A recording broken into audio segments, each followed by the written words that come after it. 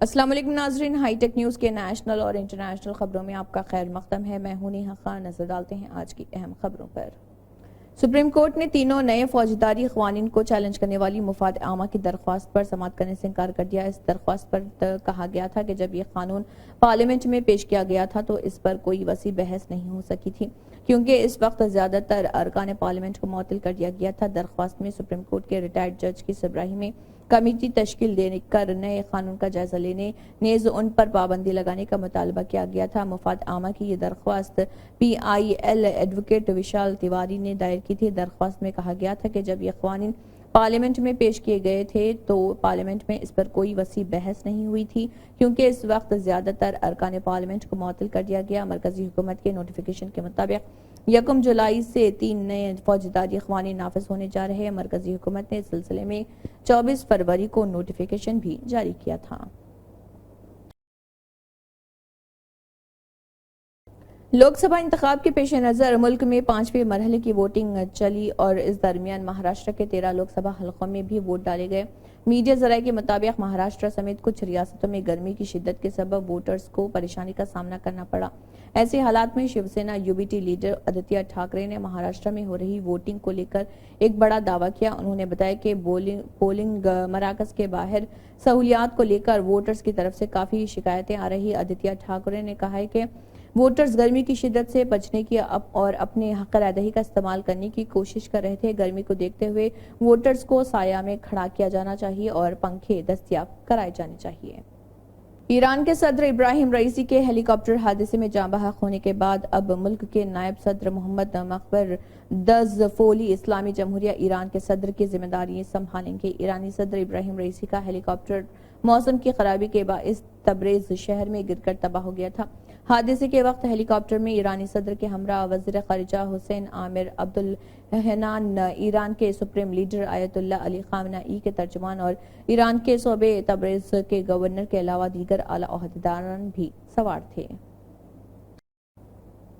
لوک سبھا انتخابات کے 5ویں مرحلے میں اتر پردیش کی رائے بریلی لوک سبھا سیٹ پر ووٹنگ ہوئی اور اس درمیان کئی پولنگ بوتھ سے ای وی ایم کی خرابی و ووٹنگ میں بے ضابطگی کی خبریں سوشل میڈیا پر آنے لگی، جس کے بعد کانگریس کے لیڈر اور رائے بریلی پارلیمانی حلقے کے امیدوار راہل گاندھی رائے بریلی پہنچے اور پولنگ بوتھوں کا جائزہ لیا۔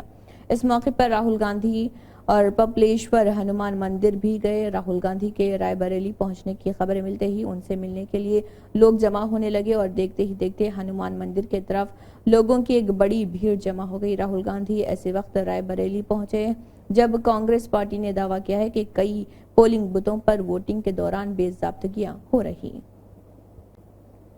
اتر پردیش میں لوک سبھا انتخابات کے 5ویں مرحلے کے لیے ووٹنگ کا عمل جاری رہا۔ اسی درمیان کانگریس اور سماجوادی پارٹی نے رائے بریلی اور امیٹھی لوک سبھا حلقوں میں کئی بوتھوں کے بارے میں شکایتیں کی ہیں۔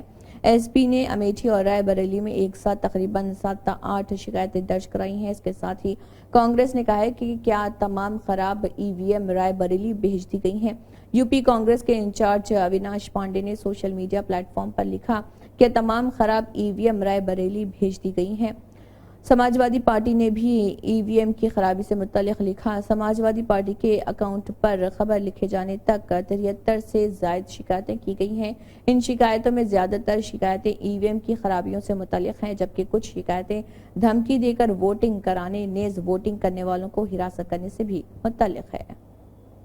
کانگریس کے قومی صدر ملکارجن کھڑگے نے ووٹنگ کے 5ویں مرحلے کے دوران لوگوں سے ووٹ ڈالنے کی اپیل کی۔ ملکارجن کھڑگے نے رائے دہندگان سے کہا کہ اگر جمہوریت اور آئین کی حفاظت کرنی ہے تو ووٹ ضرور دیں۔ سوشل میڈیا پلیٹ فارم پر پوسٹ کرتے ہوئے کانگریس کے صدر ملکارجن کھڑگے نے کہا کہ ای وی ایمز پر بٹن دبانے سے پہلے یاد رکھیں کہ ہمیں نفرت کے لیے نہیں، محبت اور بھائی چارے کو ووٹ دینا ہے۔ کانگریس کے صدر نے کہا کہ اس الیکشن میں بے روزگاری اور مہنگائی کے خلاف ووٹ دینا ہے، ہمیں اپنے بنیادی حقوق کے تحفظ کے لیے ووٹ دینا ہے، ہمارے حقوق چھیننے والوں کو نہیں۔ ووٹ ڈالنے کی اپیل کرتے ہوئے کانگریس صدر نے کہا کہ ووٹ انصاف کے لیے ڈالنا ہے، نا انصافی اور ظلم کے لیے نہیں۔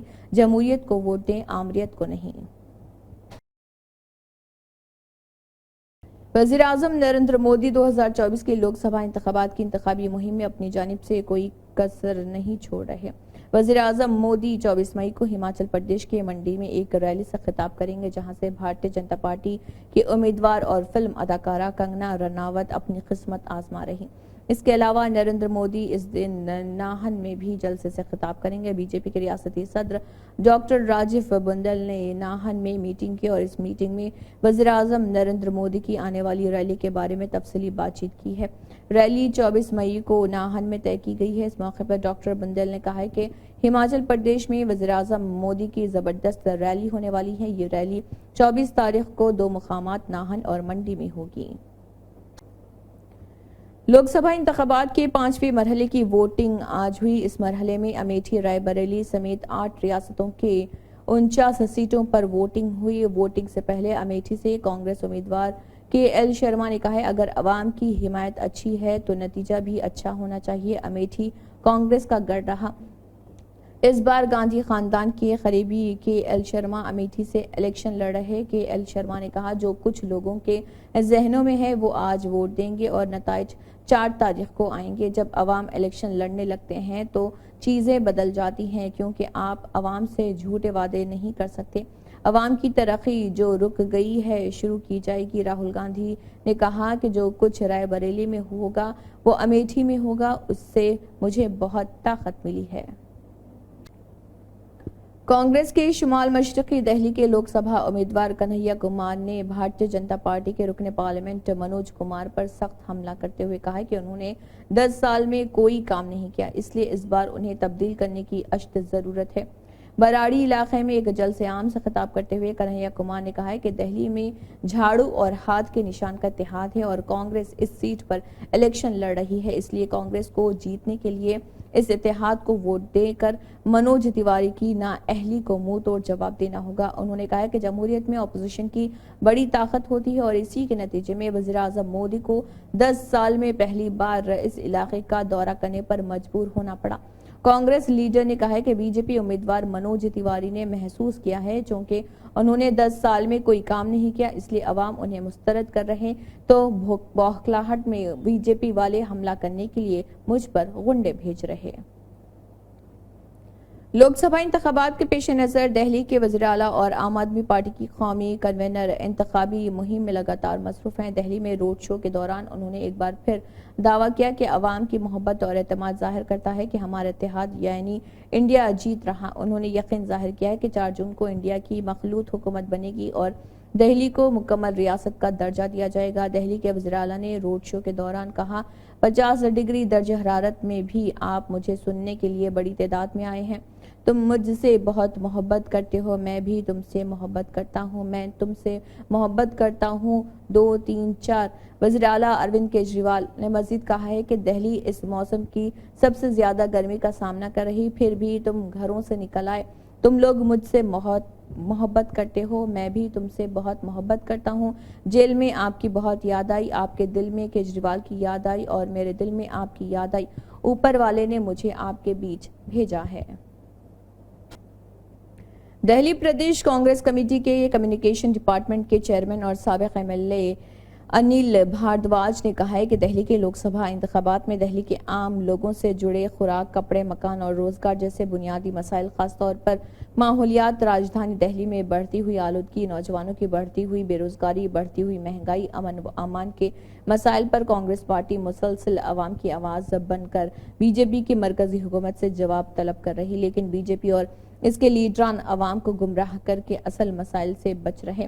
بھاردواج نے کہا کہ دہلی کے 7 ممبران پارلیمنٹ کا ریکارڈ اچھا نہیں تھا، جس کی وجہ سے بی جے پی نے 6 ممبران پارلیمنٹ کے ٹکٹ کاٹ کر اپنے امیدوار بدل دیے۔ دہلی میں ترقی کی ناکامی کے ذمہ دار صرف یہی ممبران پارلیمنٹ نہیں، بلکہ ان کے ساتھ بی جے پی حکومت کی پالیسی اور ایک طرفہ کام کرنے کا انداز بھی ذمہ دار ہے۔ اسی کے ساتھ ہائی ٹیک نیوز کے نیشنل اور انٹرنیشنل خبریں اختتام کو پہنچتی ہیں۔ اللہ حافظ۔